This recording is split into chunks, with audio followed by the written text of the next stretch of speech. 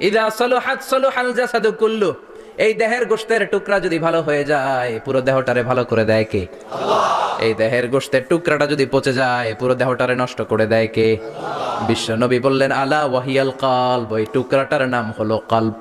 টুকরাটার নাম কি? কলব। এজন্য কলবের মধ্যে আল্লাহর জিকির বসাইতে হবে। কি বসাবেন? নাকি আয়না বসাবেন? আয়না বসায় না?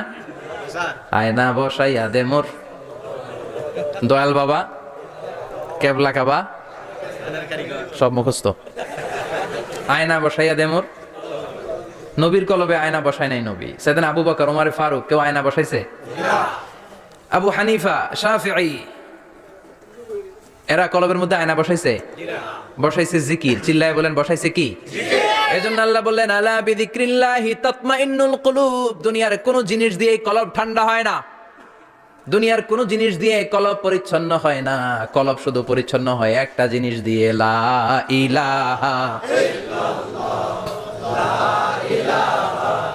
লা ইলাহা ইল্লাল্লাহু মুহাম্মাদুর রাসূলুল্লাহ সাল্লাল্লাহু আলাইহি ওয়াসাল্লাম। তাহলে কোরআনের একটা কলব আছে, আমাদের দেহে যেমনি কলব আছে, প্রতিটা প্রাণীর যেমনি কলব আছে, অন্তর আছে, কোরআনেরও কলব আছে না নাই?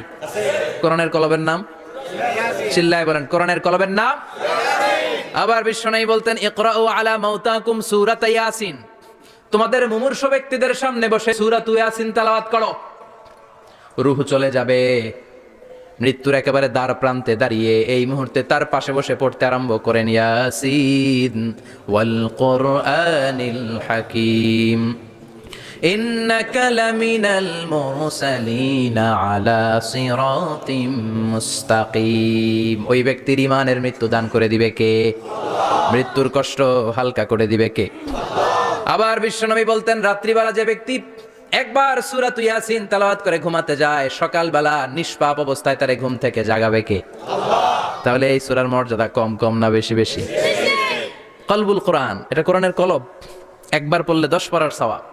আবার মুমূর্ষ ব্যক্তির সামনে বসে সূরা ইয়াসিন তেলাওয়াত করতে বলা হয়েছে, তাহলে মৃত্যুর কষ্টরে হালকা করে দেয় কে? আল্লাহ। আবার রাত্রিবেলা সূরা ইয়াসিন তেলাওয়াত করলে সকালবেলায় নিষ্পাপ বানায় দেয় কে? আল্লাহ। মনে থাকবে? কোরআনের কলবের নাম কি? ভুলে যাবেন না তো? বেশি বেশি তেলাওয়াত করতে রাজি আছেন? সকাল সন্ধ্যা তেলাওয়াত করবেন তো? সূরা ইয়াসিন ছাড়াও এই সূরার অনেকগুলো নাম তাফসীর গ্রন্থে পাওয়া যায়। এই সূরার একটা নাম হচ্ছে সূরাতুল কাদিয়া। সূরাতুল তাকদি হাজাতা কারিহা। যে সূরা তেলাওয়াত করে ওই তেলাওয়াতকারীর যে হাজত আছে, প্রয়োজন আছে, এই সূরার বরকতে আল্লাহ তার প্রয়োজন পূরণ করে দেয়। আমাদের জীবনে প্রয়োজন আছে না নাই?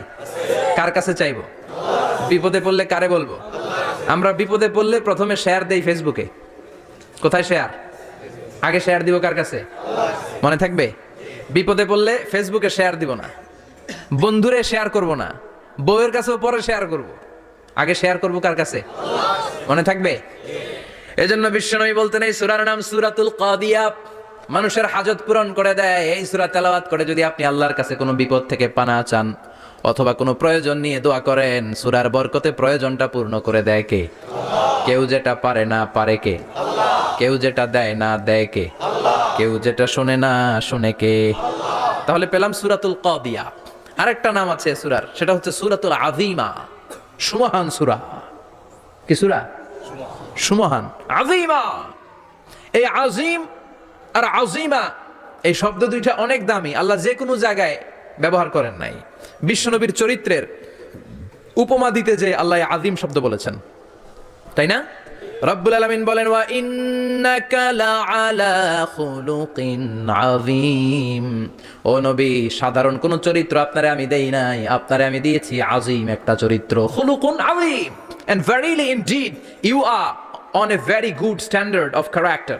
অসাধারণ চরিত্র দিয়েছি। বিশ্বনবীর চরিত্র বুঝাতে যে আল্লাহ কি শব্দ ব্যবহার করেছেন? কথা বলে না।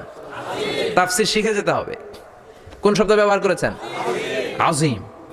আবার আল্লাহ নিজের পরিচয় দিতে যে আযীম বলেছেন, ওয়ালা ইয়াউদুহু হিফযুহুমা ওয়া হুয়াল আলিয়্যুল আযীম। সুবহানাল্লাহ। আকাশ জমিনের নিয়ন্ত্রণ করতে যে আল্লাহ কখনো ক্লান্ত হয় নাকি? কারণ তিনি হচ্ছেন আল আলিয়্যুল আযীম। আল্লাহু আকবার। তার মানে নবীর চরিত্রের ক্ষেত্রে আযীম, আল্লাহর নিজের সত্তার ক্ষেত্রে আল্লাহ বললেন আযীম। আবার বললেন কিয়ামতের দিন গোটা পৃথিবীটারে আমি নাড়িয়ে দেব, গোটা পৃথিবীতে একটা আমি ভূমিকম্প দিব। এই কথাও কোরআনে আছে না নাই? ইযা জুলজিলাতিল আরদু জিলজালাহা আল